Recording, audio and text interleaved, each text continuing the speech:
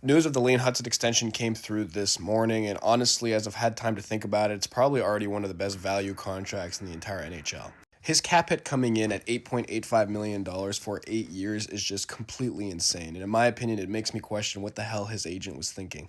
Hudson was already one of the better offensive defensemen in the entire NHL last year, and by far the best rookie in the entire league. And the fact that he's being extended at that rate with the cap going up is just insane value for the hat.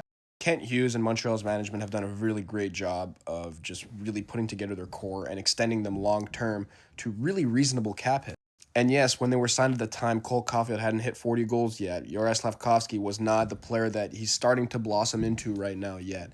Noah Dobson's very good, and Lane Hutson's already very good. But those other contracts were more of bets. But when you consider the fact that we're in a rising cap, these contracts are all going to be bargains. If you're subscribed to The Athletic, you're probably familiar with Dom. He's like the analytics guy in their newsroom, and honestly, he does a great job. But he posted this comparison for Hudson's future valuation after he signed an extension this morning. As you can see the names here, Cale Makar, Quinn Hughes, Eric Johnson, Zach Werenski, Eric Carlson, PK Subban, Rasmus Dahlin.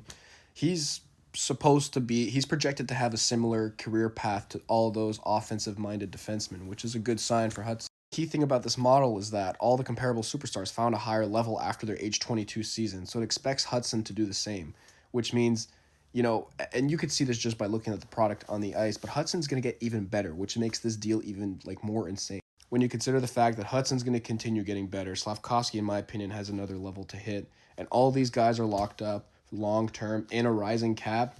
Montreal's placed themselves in a very, very good position to add other superstar talent and also continuing developing this roster to make it improve and be a true Stanley Cup contender. Maybe not this year, but in the very near future. Now, if we're talking about Hudson right now, I mean, he has some blemishes on defense. If you watch him 5-on-5, he can struggle alongside the boards. He's a bit undersized, so he can get out-muscled for pucks. And also, on offense, he's still a little bit turnover-prone at times as he tries stuff a lot. But I think that's a good thing. These are things that he can, he'll get more play strength, more experience. He'll know how to use his body more effectively to his advantage.